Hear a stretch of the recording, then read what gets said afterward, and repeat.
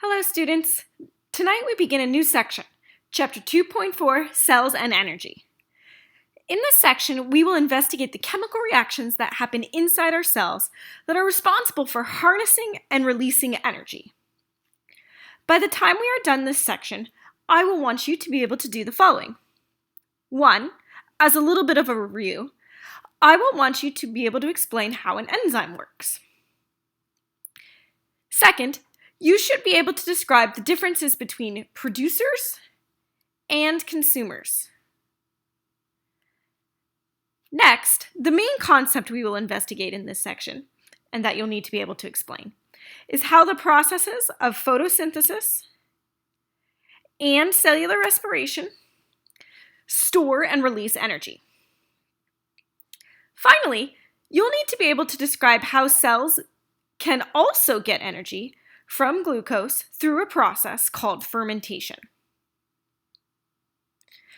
These processes are so important for us to study because altogether, these chemical processes enable organisms to use our sun's energy to live, move, and grow.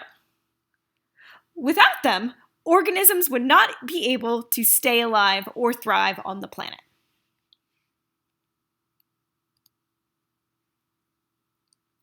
Before we jump into investigating the processes of photosynthesis and cellular respiration, we need to review a few of the concepts we've already covered this year. So, the first thing we need to review is the relationship between matter and energy, which we covered when we discussed macromolecules in Chapter 2.1. So, how are matter and energy related? Recall that energy can hold matter together or break it apart. How does that happen? Through chemical reactions that either make chemical bonds between atoms or that break chemical bonds between atoms. More specifically, making a chemical bond between two atoms stores energy. On the other hand, breaking down a chemical bond between two atoms releases that stored chemical energy.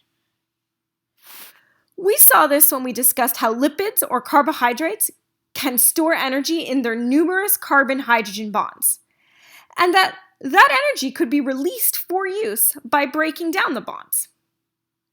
So, it is important to know that chemical reactions that either store energy by making bonds or that release energy by breaking bonds are going on all of the time in our cells. This constant chemical activity is what keeps all of our cells functioning. We use the vocabulary word metabolism to refer to the total activity of all these chemical reactions in a cell. So that includes everything that builds chemical bonds to store energy, as well as all the reactions that break chemical bonds to release energy. In this section, we will discuss several types of chemical reactions that contribute to our cellular metabolism.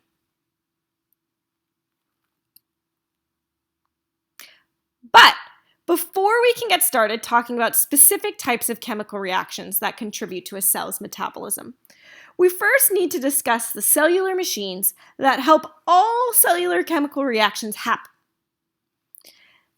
These cellular machines, as you might remember from section 2.1, are called enzymes.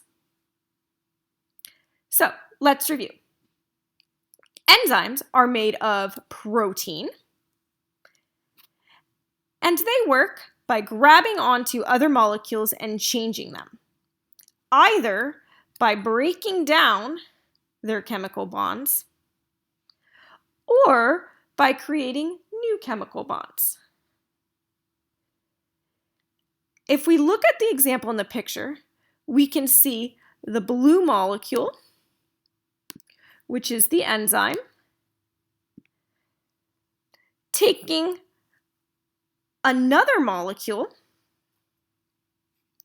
in yellow and grabbing onto it and by grabbing onto it, it is breaking the molecule down into two. And it has done this by breaking some chemical bond that existed within the original molecule. Of course, we've also discussed that the reverse can occur.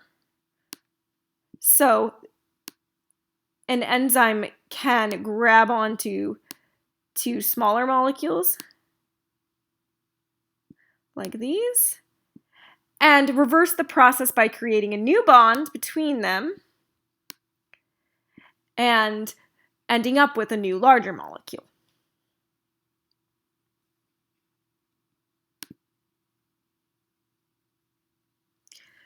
To further understand how an enzyme works, I'd like for you to consider the following metaphor.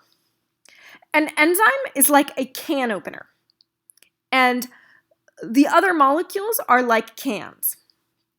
The can opener changes the can so that the food inside of it is able to be used. Now, the can opener does not change.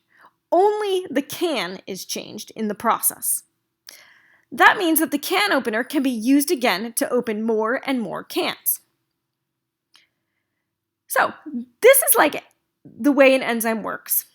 Because an enzyme, just like the can opener, is not changed when it does the job of changing molecules. The enzyme, because it is not changed in the process, can be used again and again and again to continue to keep all the processes of the cellular metabolism going and going.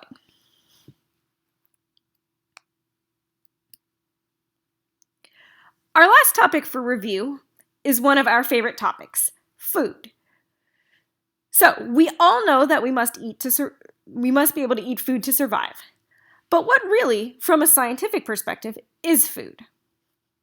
Well, food is the common name for an organism's supply of macromolecules, which contain in their bonds the stored chemical energy that the cells use for fuel.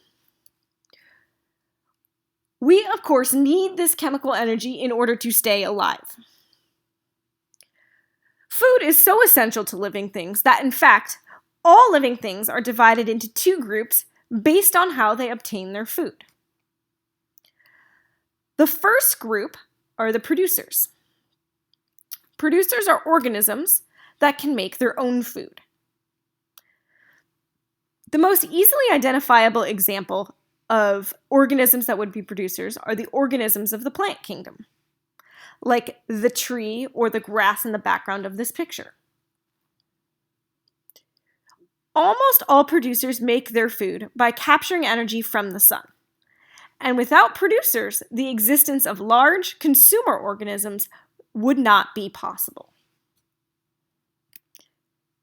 Consumers are organisms that cannot make their own food from the sun's energy, and therefore they must ingest other organisms in order to obtain chemical energy. The word ingest, for those of you that are unfamiliar with the word, means to take in or to eat. Of course, the most easily identifiable example of consumers are animals, like the giraffes in this picture, or you, the student listening to this lecture. Okay, we are now ready to discuss the chemical reactions of photosynthesis and cellular respiration, which we will tackle in the next lecture. We are done for tonight, so don't forget to do your Quizmodo, and I will see you soon.